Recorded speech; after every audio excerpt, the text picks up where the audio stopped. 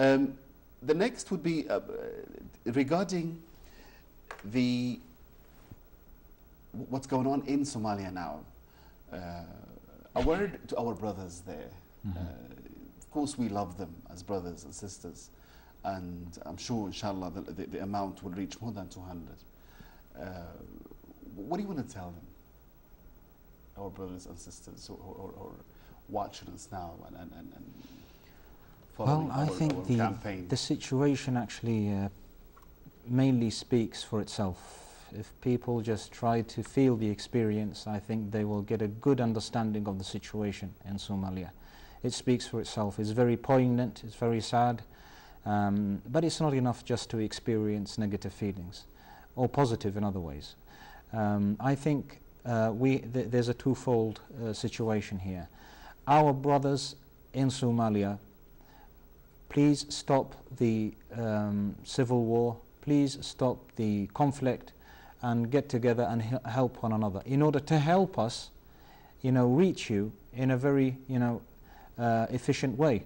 And the other part of the story is that we urge all our brothers and sisters outside Somalia to do their best, to feel the experience, to, you just mentioned just a few minutes ago something about our wealthy meals, our fat meals, which we usually have every iftar. And maybe half of this meal is thrown away in the dustbin.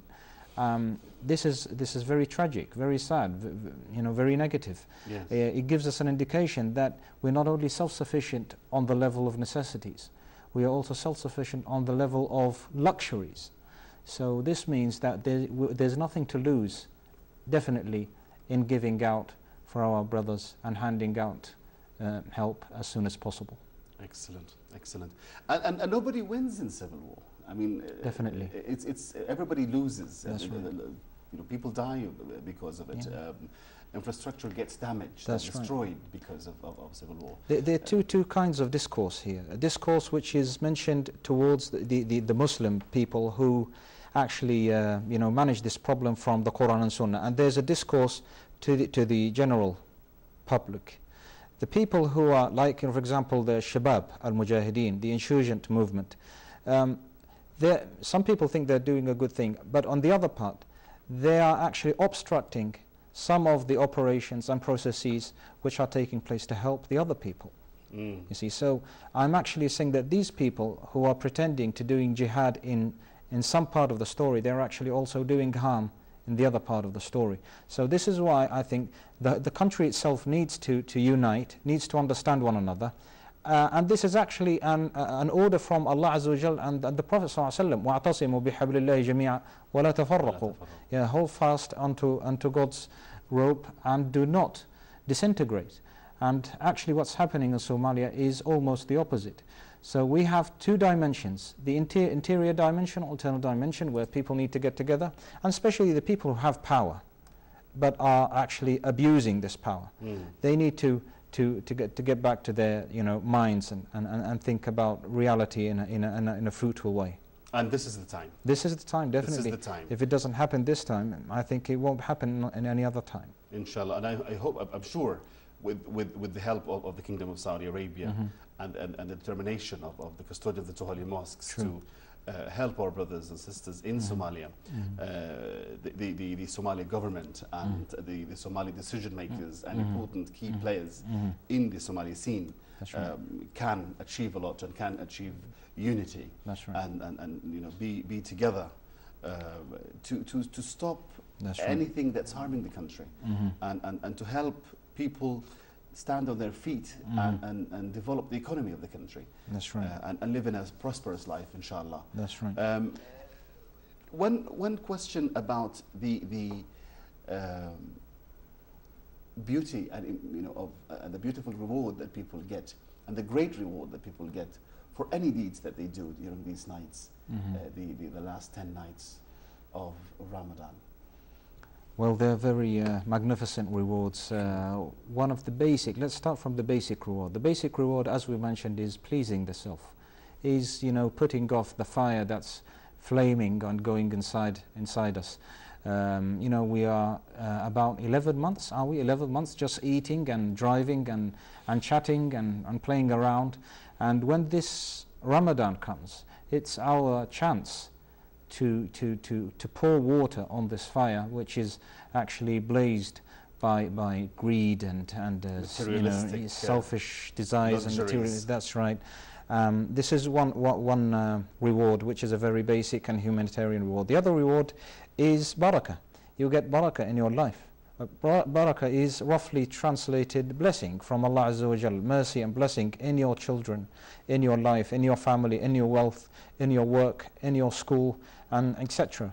Yes. So this is a very important dimension, and unfortunately, because of our materialistic, sometimes, you know, like you know, relatively, you know, materialistic way of life, which is sometimes, you know, exported or imported from the Western style. The problem is that barakah is sometimes neglected. Some people do not believe in the reality and the real experience of barakah. Barakah is not, it's not a scientific entity which you can measure or discover. It's something which only comes by experience. If you do sadaqah, if you do benevolence, you experience it. You have no other way to access that quality. So this is barakah, or blessing, the mercy. Another reward, which is multiplication of hasanat, of your reward. As the Prophet said, as-sadaqatu burhan. The charity is a proof of your iman, is a proof and also strengthening of your piety. Also, there is another verse which goes like this: you will never reach righteousness until you give out from what you love. لن تنالوا البر حتى تنفقوا مما تحبون. So you will never reach righteousness, true righteousness, until you give out from what you love, which is the best thing you have or possess. Of course, some people might think it's difficult. It's not difficult if you have the right Islamic mood to do it. So we can talk until tomorrow, actually, about the different rewards and things, but just as a quick glance at the possible rewards. You know, that's right. The hasanat, yeah. the rewards are multiplied in great numbers. That's right, that's right. In great numbers, yeah. You know, as long as you have the pure will, that's right. The niyyah, yeah. the sincerity Definitely. in your deeds. And there are just a number of instructions which can be said in this. Ikhlas al-niyyah, which is, you know, purifying your niyyah. And this doesn't mean that you don't have to think in a humanitarian way. You can think also in terms of being a Muslim role model for other Muslims. Also giving out from halal. If all your money is riba, please don't give it to your brothers. Yes, yes. It might do good, but it's not good for you. Thank you very much. Thank you very much, Sheikh Abdullah Al-Shahri. No problem. And many thanks for our brothers and sisters who have donated. I've just learned that the amount exceeded 92 million Saudi riyals. And inshallah, we hope that it will get to more than 200 million Saudi riyals, because our brothers and sisters are in dire need of your help, ladies and gentlemen. No matter how much you donate, it is important. It'll get to somebody who needs it. That's right. In Somalia. Remember, people are dying in big numbers every single hour. And remember that these are human beings, our brothers and sisters, who need a little bit of your money, a little bit of your food. So please give it to them, because the reward is great. Thank you very much. Assalamu alaikum wa rahmatullahi wa barakatuh.